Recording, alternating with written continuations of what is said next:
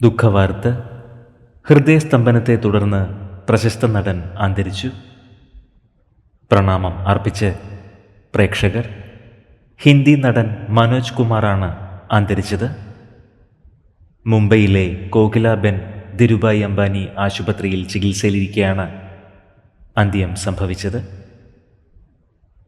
1957 fashion എന്ന ചിത്രത്തിലൂടെയാണ് Manoj Kumar Hindi cinema രംഗത്തേക്ക് ചുവടുവെച്ചത്. പിന്നീട് നിരവധി സിനിമകളിൽ മികച്ച വേഷങ്ങൾ അവതരിപ്പിച്ചു.